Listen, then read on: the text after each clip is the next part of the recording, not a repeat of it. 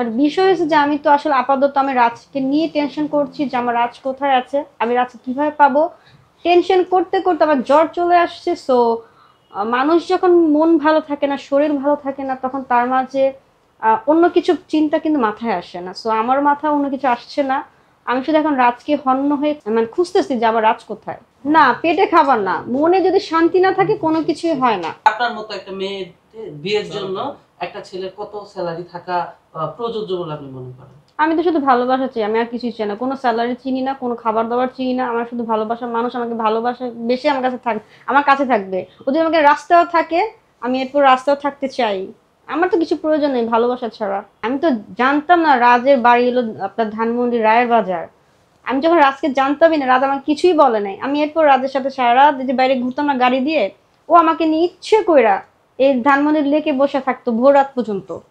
ওর সাথে আমি মনে করেন ছাদে বসে থাকতাম। আমি তো জানতাম না রাজ কোথায় থাকে, কি করে। তা আমি তো রাস্তায় অবশ্যই রাজের সাথে ছিলাম। তখন তো আমি রাজের কাছে খাবার দাবার থাকার জায়গা কিছুই চাই নাই। আপনার মাসিক মেকআপ খরচ কত? আপনি যেভাবে সাজুগুজু করেন, চুল স্টাইল, পোশাক বিভিন্ন, মানে আপনার লুক খুব ভেরি নাইস।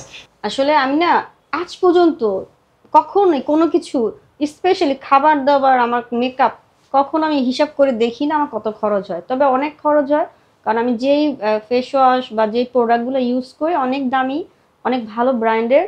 তো ভালো টাকাই যায়, কিন্তু ওই হিসাব করি না যে আমার কত যাচ্ছে। আমি শপিং করতে গেলে আমার মনে হয় 30-40 হাজার টাকা শুধু কসমেটিক্সে চলে যায়। আমি একটা পার্স যদি ইউজ করি 5,000 টাকা, 3,000 টাকা একটা পার্সের দাম। একটা রিং পরতে যাই, রিং এর দাম আপনার 1,800 টাকা।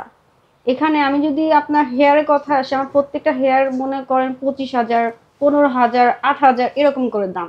তো দেখা গেছে যে এরকম করে যদি অনেক কিছু কেনা হয় তাহলে অনেক টাকাই হয়ে যায়। একটু জানতে চাই আপনার এই আয়ের উৎস কোথায়? আমার প্রথমত আমার বাবা আমাকে খুব ভালোবাসে, আমি আমার আব্বুর সাপোর্টিংটা অনেক পাই।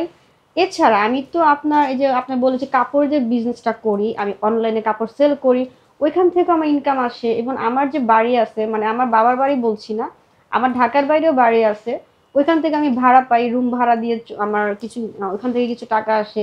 এভাবে আমার চলে যায়।